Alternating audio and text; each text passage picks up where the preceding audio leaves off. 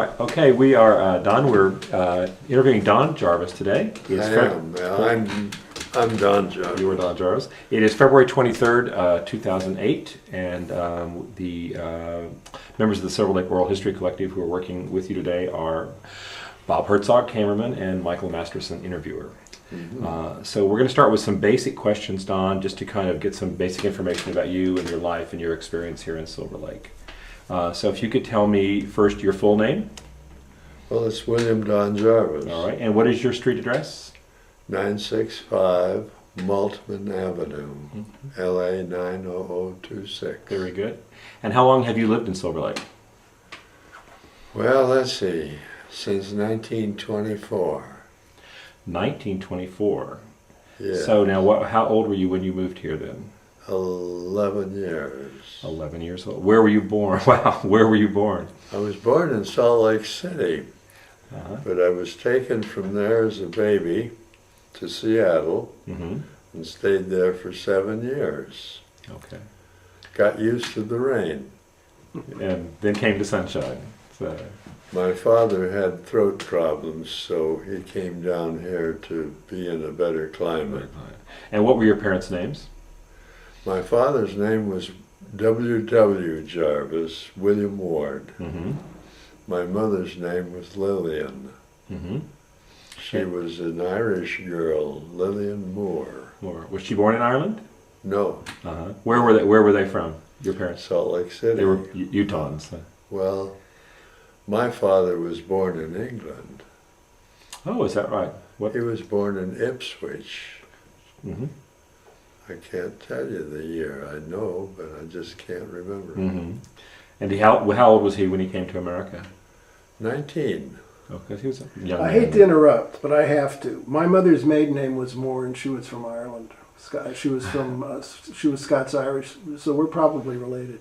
Well, that's Could well be. So, cousin Don, cousin Bob. Yeah. There you go. As a matter of fact, the Irish that my mother came from Scotland 300 years ago. Scots Irish. Yes. Scotch Irish. Yeah. Indeed. That's what my background was on my So mother's you're side. Anglo-Saxon. And your father, what brought him to America at the age of 19? Well, his folks came here. They were proselytized by the Mormon Church in Ipswich, England. And they had a family of one son and several daughters. And they brought the daughters over in 1904. And my father finished an apprenticeship in 1904 and went to Liverpool and worked for a year and then decided to come here, which he did. That's right. That would have made him born around 1885 then, probably, something Somewhere like that, in there. if that were the case. So. Yeah. And when they came to America, did they go directly to Salt Lake City? Did they go to Utah? They all went straight to Utah. Then my grandfather and grandmother went to Oregon to work with a family there.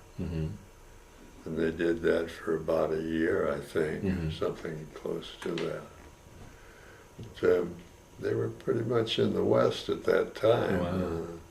And they had converted to the Mormon faith? My grandmother was pretty ardent Mormon, yes. And you were raised as a Mormon too, right? No, I never took. Okay, fair enough. Very good. Now, what was your father's job? What did he do? He was a painter, house painter, and a very good decorator. And he learned in England in a 7-year apprenticeship to do things like painting a coach, gold leafing, striping, stenciling, painting scroll work and all of that. And so when he came here, he got jobs doing churches. Interesting. Which was interesting. Required that kind of finesse and craftsmanship. A real craftsman. That's wonderful. Did your mother work? He was a good artist too. Yeah. Did he paint? I mean, did he actually paint paintings too? Besides Yeah. it, okay. Yeah. So he was a fine artist in addition to his. Yes, Yeah. yes, he was very good. That's good. Do you have any of his paintings still?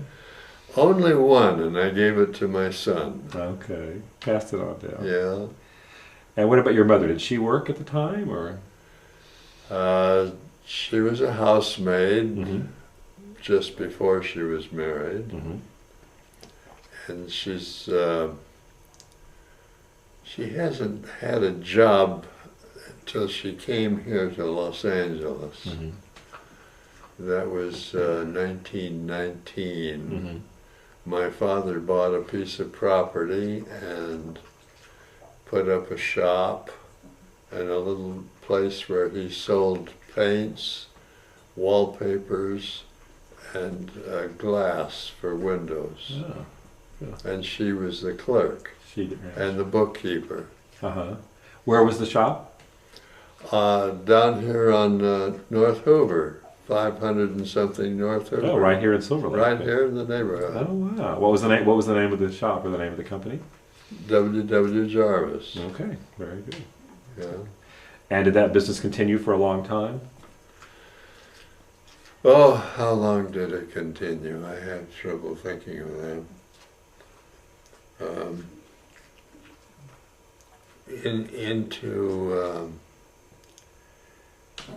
Into the 30s. Okay, so Yeah.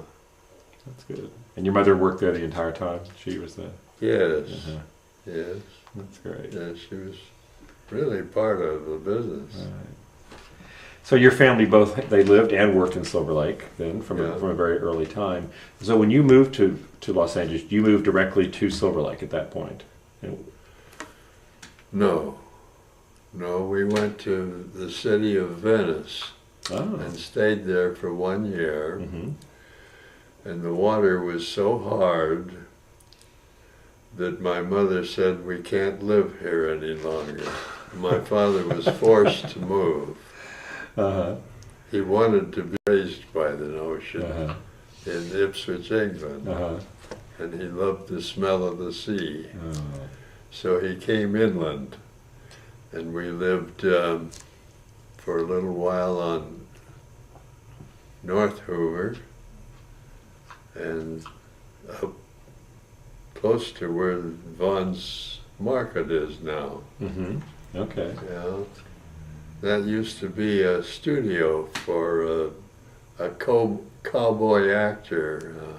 Do you know? Tom Mix? No? No, Bill something. Cowboy No, actor. I don't know. Do you know, Bob? Yeah, I think I know who he means. Popular William Hart? No.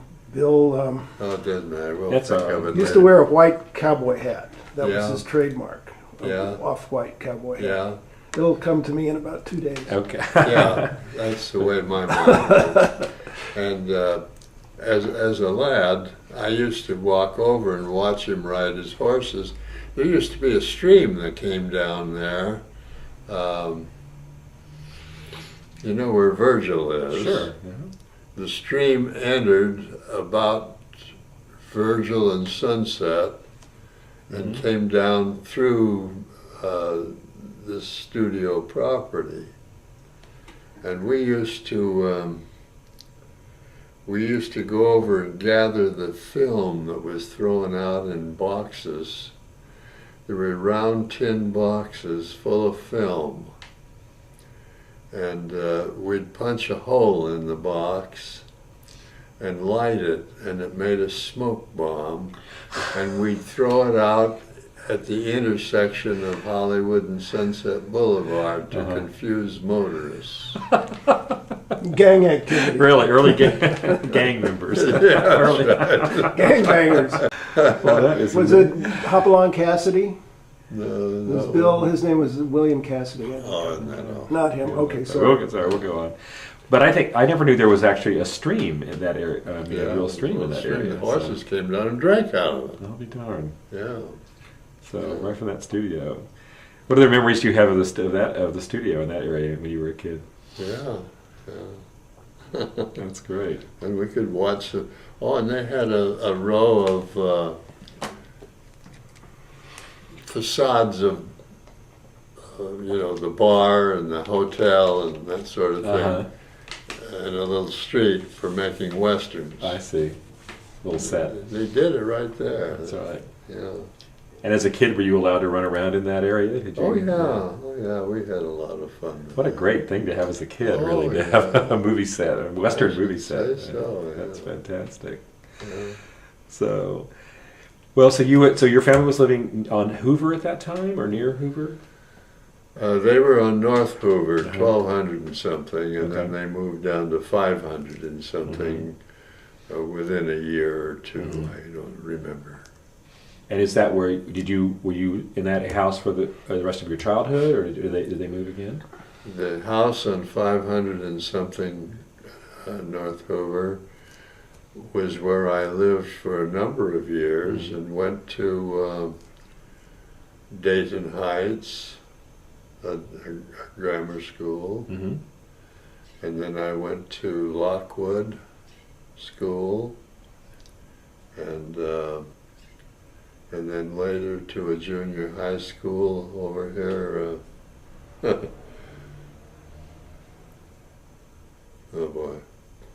But here in Silver Lake, Yeah, I know it so well. That's right. not Bancroft? No, it wasn't Bancroft. No, That's all right. And did you go to high school here too? You went to high school in the... no, I was chosen out of junior high as one of the people that they should send down to Polytechnic for architectural school because I could draw and understood making plans and that sort of thing. I had a teacher at junior high.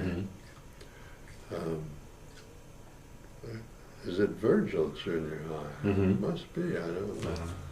Anyway, I went to Poly for 3 years. And then when I came out of Poly High, I went to work for architects.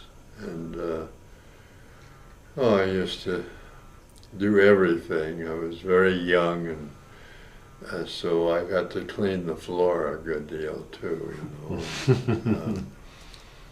and whatever. Where was that? Where was the high school located? 18th and Grand. Okay. It's now the same buildings are still there, and it is now the trade school. Okay. It's a junior college. Wow, I think it's called Trade Tech, if I'm not mistaken. Trade Tech, you got it. That's Okay. it. Yeah. Right.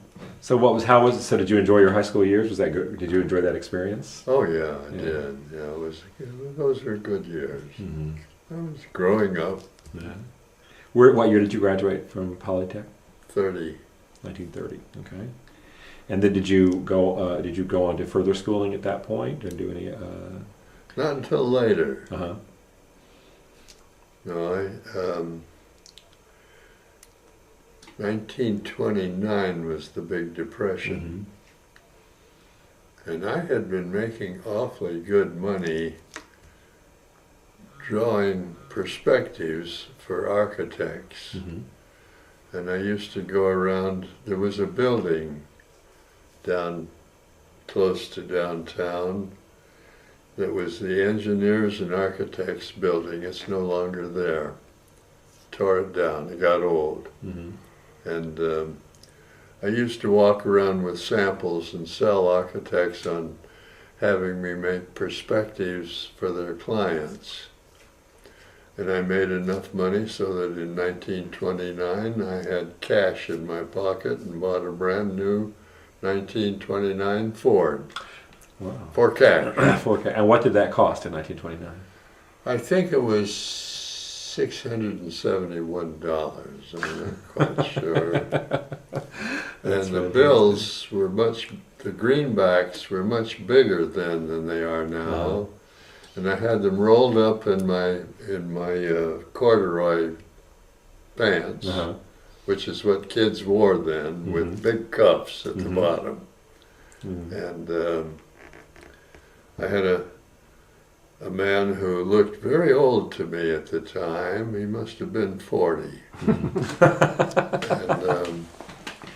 And he looked at me with disbelief, you know.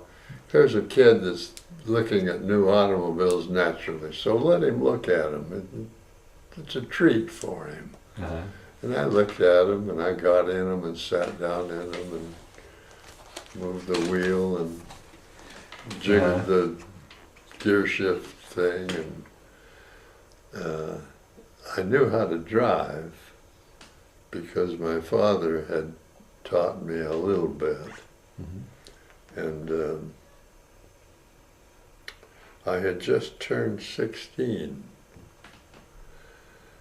So when I pulled out this roll of cash and I said, I'd like that tan one over there, the guy almost fainted. I can imagine. You were 16 years old and you had enough money to buy a new car. I did, I had a lot of fun with that. That's car. It was a roadster.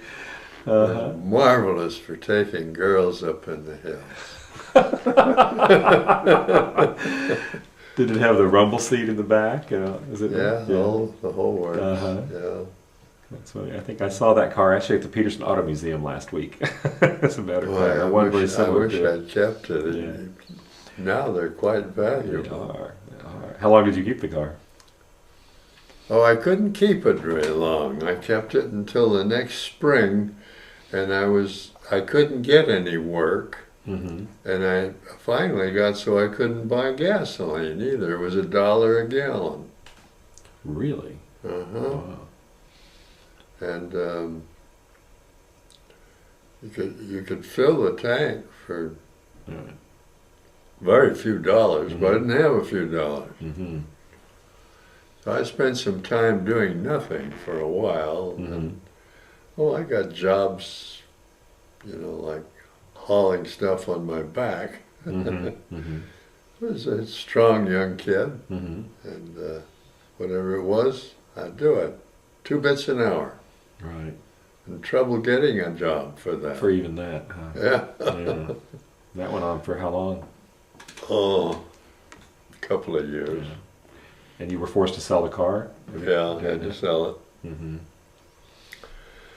My father did well as a contractor, and he loved automobiles. Mm-hmm. And so when he got rid of, he had a 6-cylinder Dodge, which was the first 6-cylinder Dodge made. Mm-hmm. It was a very nice automobile. In my memory, looking back on it, I felt that it was a big sedan. I saw one the other day, and they're a little tiny thing. Everything seems bigger in our childhood when we were younger. So I got his 6-cylinder Dodge for helping around the shop. I had worked in his shop as a kid, Mm-hmm. cleaning pots. Mm-hmm. And so I knew the shop real well, and I knew painting real well because I was close to my father, and an only son. Mm-hmm. And we worked together later on. We worked together during the Depression as house painters. Mm-hmm.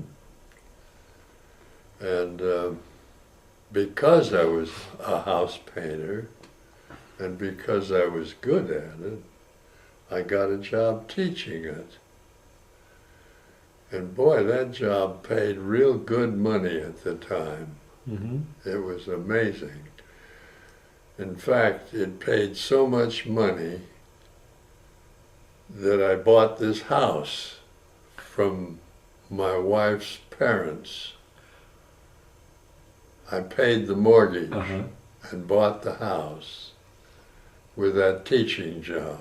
My gosh. Where was that position? Where were you teaching?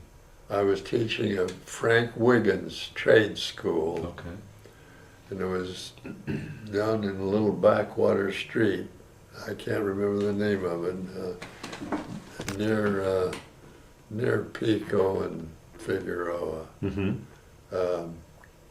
east of Fig and north of Pico. Mm-hmm. There's a building Mm-hmm. that the city bought as a little building, and I taught there until World War II came along, and all my students left because they went to war. Mm-hmm. And I didn't have a job teaching anymore, and it was... Arlene, can you get that? Okay. Answer their phone. And Hope it's charged up by now. Okay. where was I? You said all your students had gone away, and you had, Yeah. I'm doing better, thanks. Because of my experience as an architect, At this moment, education as an architect, Mhm. group, and they're I doing got a lot job of with Douglas I Aircraft. think it's really neat, and Mhm. he kept resisting this, but Mhm. What did they call this? A visualizer. Mhm. yeah, she And my job was to make perspectives sent these people over and of airplanes as though they were transparent, Mhm. and then draw in vertical and horizontal yeah, planes of color, Mhm. and one through the middle at the Just one center second. of gravity. Hang on just 1 second. You're on. All right, Don, we were just talking about your work at Douglas I during the war. made perspectives of airplanes as though they were transparent, Mhm. and I drew in the horizontal, vertical, and mid planes to divide that airplane into four parts upper, 4 parts below. There's 8 parts, Mhm. to show the mathematicians which part they were working on, because they would get confused. An airplane is complex stuff, and they'd miss out on just where they were in a point, like where do you drill a hole for this and that. Mhm. And that was fun. We enjoyed that. I did that for a couple of years. I'm going to have to leave you men for just All a right, second. that's fine. Thank you. No problem.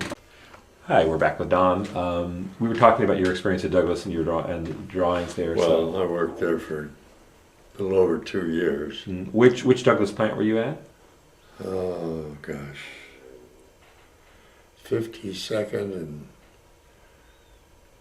something, Central or Vernon. Oh, okay. Anyway, it's a plant where they made tools to drill holes in pieces that went overseas to rebuild planes that had been shot down. Okay. And these tools were very important. They had to be done to the closest 100,000ths of an inch for drill holes. And it was a very successful operation. And they did patch up an awful lot of airplanes overseas with these tools. Really good. And it was placed the holes in the tools that were made to repair the planes. And the mathematicians, incidentally, just for the hell of it, if you can wipe this out of the tape if you want to, it's not important. But one of the most interesting things about that was that they would get all the mathematicians together at a long table, and there were quite a lot of them. I can't remember how many, but I would say 60. And in the middle of the table on each side were 2 men who were brothers. One had memorized the logs for the first half of the book, and the other had memorized the logs for the second half of the book. And the mathematicians working on their problems would call out what they wanted, you know, the sign of something, the log of something, and so on. And these men would give them the number out of their memory. It's incredible. That's It's amazing. incredible. The memory must have been absolutely fabulous. Right. I used to sit there myself and just with my mouth open to. And two brothers. Huh? Two brothers that did this. Yeah. Great. Yeah. Inherited prodigious memory. Oh, they were remarkable. That's wonderful. Anyway, So, go ahead. when that ended, I went to work for Walter Darwin Teague, the industrial designer. Mm-hmm. Stayed with him for a little over a year. We did very well together. In fact, I have, and when he wrote it, Mm-hmm. so on, and we liked each other. Didn't see each other too often. He was mostly on the East Coast. And then I went to work for an architect here, and was the designer for a building they built, a big oval, multi-storied building in Beverly Hills, built by Pig and Whistle. No longer there. It was commercially unfeasible, didn't pay for the value of the land. And after a few years, they tore it down. Huh. But it was a wonderful design project. Yeah. Yeah. And in the meantime, I designed several in Silver Lake. And I enjoyed it very much. It was a difficult way to make a living. Mm-hmm. And after the war was really ended, I rented a store building on Sunset Boulevard near Fountain Avenue, Mm-hmm. and set up a shop and called myself an interior designer. And I had clients that needed to have little remodeling things done, like, you know, changing a few doors here and there, adding a bathroom or a bedroom and that sort of thing. Mm-hmm. I did quite a bit of that, and finally started to make a living. That's good. What was the name of the company? Jarvis Interiors. Jarvis Interiors. Yeah. And how long did you continue in that? Oh boy. Well, let's see. I continued with that until I was 84 years old. Wow. That's I so. enjoyed my clients, and they enjoyed me. And when I was 84, I finally found that my memory was getting so tentative that I would forget appointments, and so I just quit. I was still a healthy man, and I really wanted to keep working because I enjoyed it. Mm-hmm. And I think I've lived this long because I enjoyed doing what I did.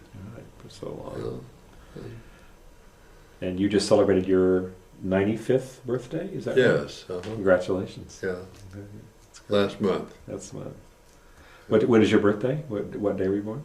I was born in January the 16th. January 16th. Very good. Yeah. That's all right. So Jarvis Interiors was in business for a very long time then, 40 some years? 46 to, see, what year was I 84? It was 11 years ago. And did you work in, were most of your clients in this part of town, or did you work outside of Silver Lake, Los Feliz? Or? There was a time when I couldn't drive to all the clients in one day and had trouble driving to all of them in 1 week. I had them in Santa Barbara, a lot of them in Beverly Hills, and a lot of them in Silver Lake. Did you have staff? Did you have other people working with you?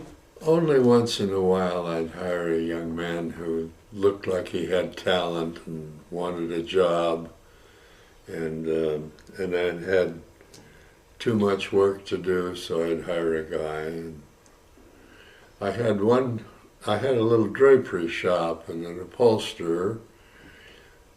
I built furniture. I had a man who built furniture and had a carpentry shop, a cabinet shop out back of the place. I took the store next door to store lumber in, and I hired a Japanese girl who was born in Hawaii, and she worked for me for 25 years making draperies. Wow. And she was a remarkable woman. The phone would ring and she'd pick it up and listen to the hello, and she'd say, "Oh, hello, Mrs. So-and-so," recognize her voice. What was her name? Yo-Yo. Yo-Yo. Yoshika Yoshida. Yo-Yo. Yo-Yo. Yoshika Yoshida. Oh, I can't remember that. Do you know what's in the building now, or where? The building's still there. It's still there? Yeah. Near Sunset? Is it on Sunset near Fountain? Well, you know where Fountain and Sunset Yes. cross. So if you come south on Sunset to the last of the block of buildings, the two stores at the last part were mine. Okay. Yeah, Okay. I can't remember the Near Sunset Nursery? Sunset Nursery's the other side. Other side, okay. Fountain. This would be on the other side of McDonald's. On the, oh, right, okay, McDonald's is, going that direction. where Elaine Okay. Nicola was, but down. Sure. It was a brick storefront then. I think so. Yes, Yeah. because that's what's down there now. That make, yeah, that's, I know where it is Yeah. now. And across the street is still a mall. And Where the donut shop is and the, yeah, all that. Oh, sure. I know exactly Yeah. where it is. Now, speaking of houses, you've been in this house for a very long time. Let's see, I moved into this house in 1936. Wow. I lived here before that. I'll go back in the story a minute. Okay. In 1929, when I bought my car, Uh-huh. I went to a party and met a girl. And I fell in love with her. And it took her a couple of years to really understand how serious I was. But I hung in there until finally we went steady together. Her folks built this house in 1924. Her father died of cancer. He was a wonderful, wonderful man. And her mother used the rent to pay the mortgage. And when the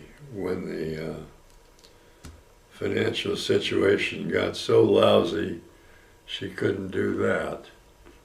And just about that time, I got this job teaching, which paid very well, and I had enough money to pick up the mortgage on the house and pay for the house. And so by this time, I think, I was trying to think whether that was just before we were married or just after. It was close. I was married in 1936. Okay. And I think I bought the house in 1941. Yeah, that's pretty close. And it was built, you said, in 24? 24. And is it a duplex? It's a duplex. Okay. And there's something about the construction of the house, or is it? Well, my father-in-law was a kind of an engineer type, and he had it built so that there were two sets of joists one for the floor and one for the ceiling below, so if somebody tramples around up here, you can't hear them down there. Oh. It was an unusual thing to do, cost a little more money, but it was worthwhile. Right. It's been worthwhile for a number of years. Especially for those down below, I'm sure. You bet. That's great. Uh, Well, it has a you spectacular know, view. you really should be. It's too bad. My wife died in '01 at the age of 88. You should be interviewing her instead of me. She was the reason that I had 4 wonderful children, all successful. One who lives over on Mitchell Trainer Street, one in Santa Cruz, one in Oakland, and one in Texas. Oh, that's great. And I guess if you ask me what the most wonderful thing in my life was, it would be my 4 kids. Oh, that's sweet. Yeah. What was your wife's name? Lucille Lucille. What was her maiden name? Borgnis, Borgnis. Lucille Borders. And her people, her grandpeople came from Germany. Her mother's people came from northern Germany. And her father's people came from southern Germany. And the name is not really German. We found, in looking up the name, we finally found a little city in the north of Italy where there were 200 Borgnises. Wow. And we were always going to go there. Yeah. Yeah. What are your children's names? My oldest son's name is Glenn. He's an extremely successful architect. Has owns a building. Has a young partner. Has a number of registered architects working in the Jarvis Architect building, all in one business. And the next one is a daughter named Camilla, and she's the one in Texas. And she's now in the catering business and doing fairly well. The next one is daughter Joanna, who had a considerable number of years at school and became what's the word when you help people with their diets and stuff? Nutritionist? She was a nutritionist, yeah. And then she got married and had 2 sons. And then when they grew up, she went to work as a school teacher, which she's doing now. And that's the 4 of them, yeah. And they all went to school here, of course. They all went to Silver Lake. Thomas Starr King and Marshall High School. Right. So, lifelong Silver Lake. And I went to a class up on the hill, Olive Hill. Oh, what's the woman's name that owned Olive Hill? Oh, you mean where the Frank Lloyd Wright structure? Barnsdall Park. Barnsdall? Barnsdall. Uh-huh. Barnsdall had art classes, and I went up there and, when I was in my later 80s, I went up there and joined a watercolor class because I'd done some painting, but I was too busy making a living to really get serious about it. So I'm tired, I'd better go and do something about that. And when I was there, I met a lady after Lucille died, I met the lady that you just saw here, Arlene Helm. And we've been together for a number of years now.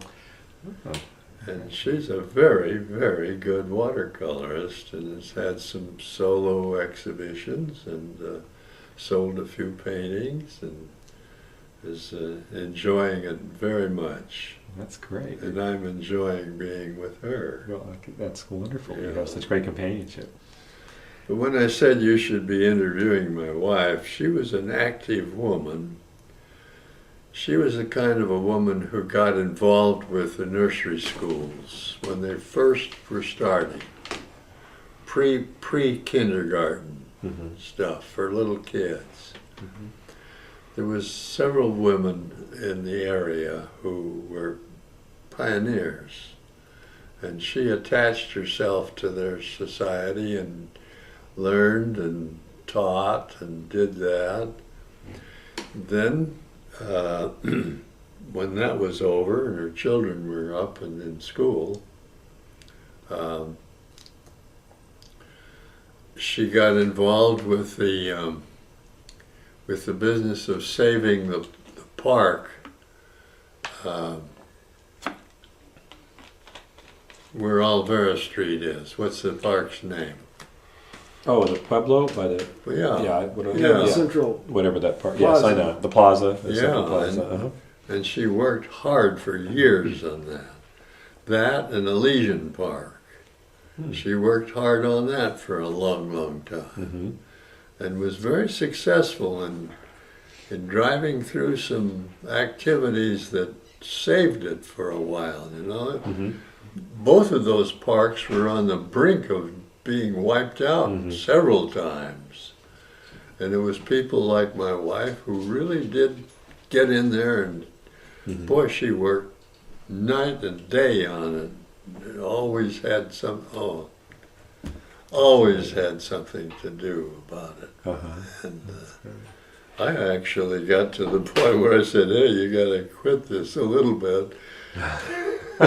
Slow down. Now, did she work? Did Lucille work also? She worked for me. For you, okay. Like my mother worked for my father, she worked with me and kept my books. Okay. And she was the advisor that said, you should buy that piece of property over there and buy this one. And the way to save money is to have a mortgage to pay. And when it came time, she got to the point where she got to the point where she was too tired to take care of the properties because she was doing the bookkeeping. And she said, Don, I think we should sell them. And we did. And we converted the money we made into mutual funds, which is keeping me alive today. Very good. Yeah. So she was the one who really... She was the successful business. the business side. Yeah.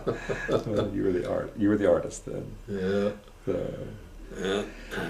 Well, I'd like to go back a little bit, if you don't mind. Such a long time resident of Silver Lake, living here, over 80 years. Kind of what you've seen in terms of the changes in Silver Lake since you came here as a young person.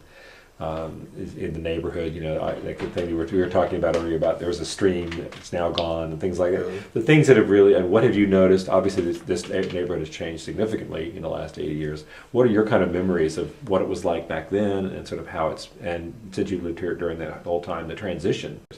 Well, one of the main things that's happened is that we become overpopulated. And I'm awfully sorry about that. My kids used to play out on the street here, play ball, because there are 3 streets that come together. There's a piece of concrete that they could use and skate and all that sort of thing. Now, if they tried that, they'd be killed within the first 20 minutes. We have 7th and Broadway out here. Yes, a lot more traffic. So that's the main thing, is that overpopulation around here. The building across from me, the old brown shingle house over there, was built in '07. And it's one of the first buildings. There were several buildings down on Lucille Street and Edgecliff, on the side of the hill that looks down at Sunset, that were built in '06, '07, '08. And they were built with places for horses and coaches, because it was almost pre-automobile. And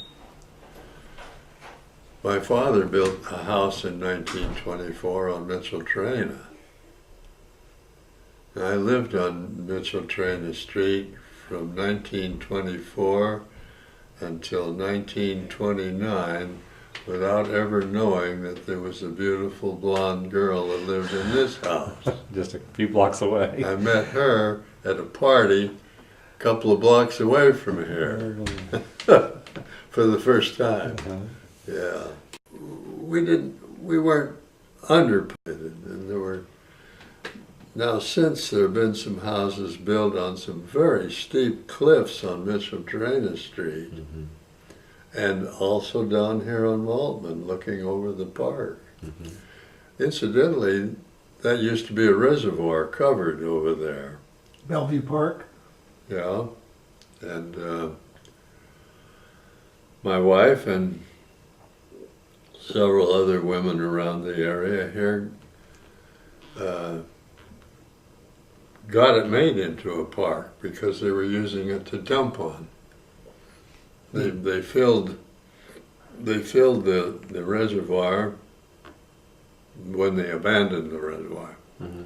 They filled it with garbage. And they were going to just continue with it, and the women around here got together and said, no, that's a place to grow roses. Let's not do that.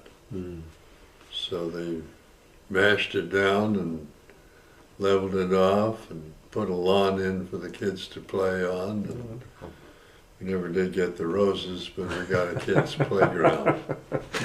Well, that's more useful for the children, certainly, in that case.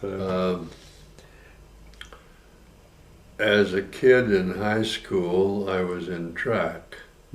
So I practiced running up and down the Mitchell Traina Street stairs and up the Mitchell Traina Street hill up to where the top of the hill is.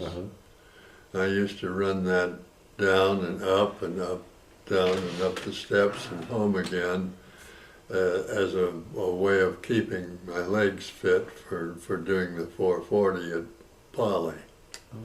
And That's great. Well, that would do it, certainly. That's 2 sets of steps. Yeah, that's a lot. Going up from Sunset up to, I think, Winslow, isn't it? I always get Winslow and Wilson. It's Winslow, I believe. Winslow crosses Maltman just down the hill here. Yeah, the steps go down to Sunset, and then you go up Mitchell Traina to the top of the hill. It's what is it, a mile? Must be over a mile, yeah. It's a lot of steps. Yeah, oh, there's a lot of steps. I used to count them, but I can't tell you what they are anymore. You mean the number of public steps and stairways, and there are over 36. Right.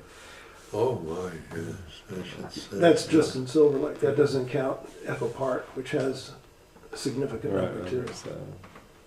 You know, I filled this lot in when I was a young man, and when I first bought the house, I went over and rented a big cat, and they didn't care who drove it. I drove it from the rental place up the streets and up here, and they were putting dirt from the freeways across the ridge where all those houses are over there. And I bulldozed them down and filled 8 feet in on my property and put cribbing in like you see on the side of the freeways. I put cribbing in to hold it and tampered it all down, took the bulldozer home, and I had trouble getting home. My back hurt so bad. I can tell that's quite a project. Yeah, boy. Young men do things that are really strange. 5 minutes on this tape. Okay. Just to maybe a couple of quick questions more about Silver Lake. You've seen obviously a lot of changes here. What about the demographic, the types of people that you grew up with when you were living here, and then kind of how it's changed over the years in terms of. Well, there were no Spanish people, Spanish-speaking people down at the bottom of the hill. Now, in the last 30 years, we've had a real population down there. And at first it was pretty junky, and then they got to refining it, and it's just not too bad now. They're nicer people, and homes are worth more, and it's not too bad. It's, I wish everybody in the city was that good. I'm sure a lot of people do. That's good. Where else did you, when you were a child, where did your family shop? Where did they eat? Did you go out? I mean, what kind of social activities did you have? Just a little bit more about that. Well, first off, my mother was a marvelous cook. And if we went out to eat, I can't even remember it. I really didn't miss a darn thing that way. That's good. Later, when I grew up, and I was in high school, I still lived at home. And there was always a roast beef in the refrigerator. My father insisted on having one there to cut open when he wanted it. And he insisted that I eat my sandwiches with a big hunk of roast beef and some tomatoes. I enjoyed that. Yeah, we had a good time that way. A lot of home cooking then, it sounds like. Yeah, a lot That's of really that. good. Indeed. Later, after I was married and started to have children, we took the children out to eat in restaurants around town here.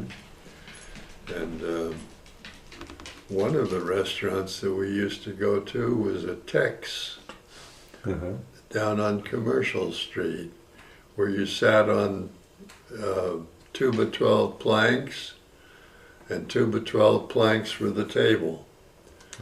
And you sat in 20, 30 people all in one row. And the same Tex that's on Sunset Boulevard now, right? it's the same one, yeah. Where they moved. Yeah, the old man moved there and started that restaurant, and 2 sons who still work that one. Yeah, they do. I eat there all the time. Do you? So Yeah, I it's a love good it, place. Yeah, and we had a Mexican restaurant. I can't think of the name of it. He's long gone, but he knew the family, and when he saw us coming, he made special stuff. And my oldest son never was fat, but he ate and ate and ate. And so this Mexican man would put this tremendous dinner on the table, and we'd all eat more than we could possibly eat, and there was some left over, so my oldest son would just finish it off. Must have been good food.